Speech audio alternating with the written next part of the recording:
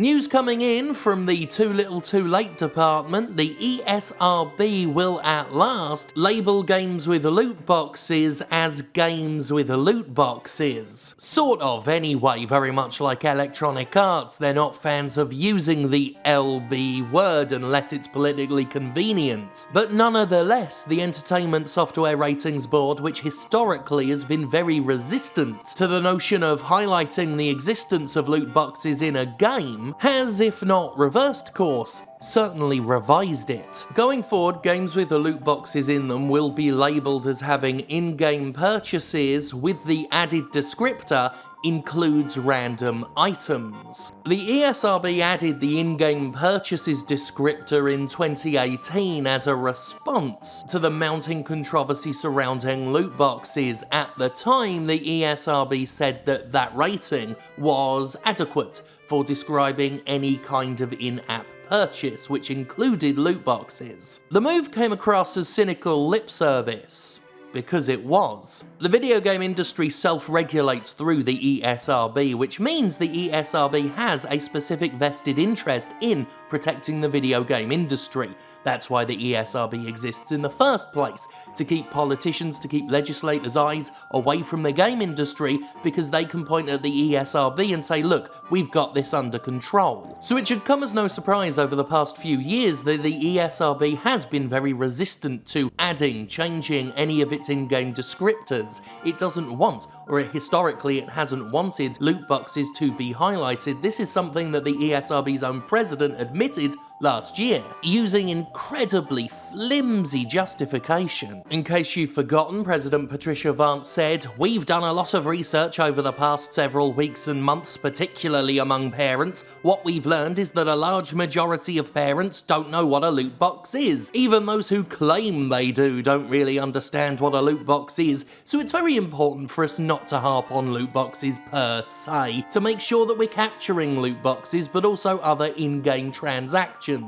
Now, I always had an issue with that excuse, that reasoning, because if parents don't know what something is, surely that's a reason to describe them, not a reason to pretend they don't exist. That quote from Vance still makes me quite angry, because it just highlights where the game industry is really coming from. I mean, when you think about the kinds of games these loot boxes have been in, games rated as suitable for children under 10 years old, seeing the ESRB say parents don't know what's in the game, so we're not gonna tell them, is really fucking awful. Now, apparently something's happened between now and then that has caused the ESRB to change its mind somewhat, and I'm not gonna guess what that change has been, but I will say this: it's a little bit strange that the ESRB has changed its mind only after loot boxes have seen a severe decline in popularity as a result of political pressure and legislative interest from outside forces. The timing is just very convenient, as publishers have cooled off the whole idea of in-game gambling. Only now does the ESRB admit that maybe in-game gambling should be highlighted in its content descriptors, even if it's highlighted in a vague and non-committal way. Which it is, by the way. I mean, all it is the old in-game purchases label that it introduced in 2018 under duress, with a note about random items in parentheses, and those random items can be anything, not just the traditional loot box, but any microtransaction with an element of chance. So it's a half measure on top of a half measure that comes after years of denial and is really, really late, considering the ESRB had its fingers in its ears during the years where loot boxes were everywhere, where they were rife, where they were exploiting customers left, right and centre. And even though these are half measures designed to literally cover game publishers' backs, game publishers have still proven themselves so unscrupulous they want to subvert even those half measures, even those things put in place to create the appearance that microtransactions are fine because they're regulated. We see this with companies like Activision slapping microtransactions in a week or more after launch, after the game has already been rated, after copies are on shelves with those ratings lacking any mention of microtransactions. The ESRB is a weak, flimsy, toothless organisation.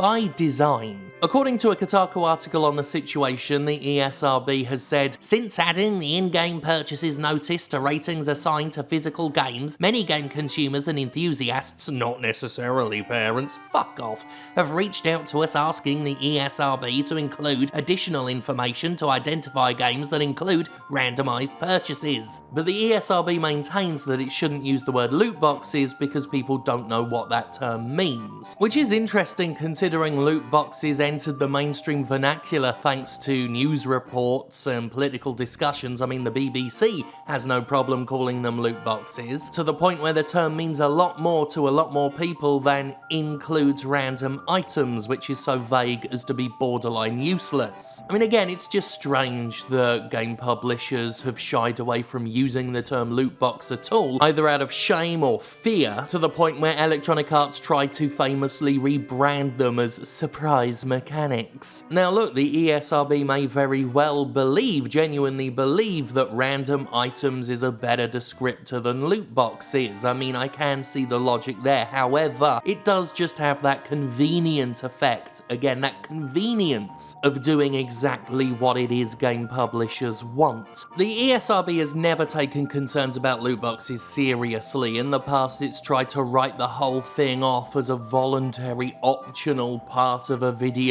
game. It's insisted for years that loot boxes are not gambling, something that's been harder and harder to assert as studies keep coming out and saying yes, they are gambling. But you know, what more can you expect for something with the Entertainment Software Association as a parent organisation? The same ESA which doxed thousands of E3 attendees, you know, we're not forgetting that. The same ESA that backed a harmful online bill even as people were urging it not to, and it only reversed course on that after the bill was defeated, trying to save face. The ESA is a treacherous organisation and an incompetent one at that. When it comes to performative displays of contrition and compromise, the ESA is a talent par excellence. Actually, scratch that, because that would imply it was actually good at what it does. It's actually really transparent and obvious. The ESA is really bad at masking its avarice and negligence, even though it's had plenty of fucking practice. Anything that edges us toward loot boxes being slightly more difficult to put into games is fine, I guess, but this is,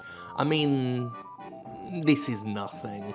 This is another performance. And if it wasn't a calculated move of convenience to do it now, well, it certainly fucking has the same effect. I mean, it's not like loot boxes are going away entirely. Obviously, they're still in FIFA, and the recent Resident Evil Resistance had them. But you know, 2016, 2017, when loot boxes really exploded, that's when the ESA could have stepped up, but it didn't.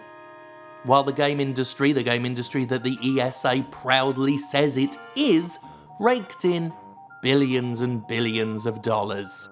Fuck 'em.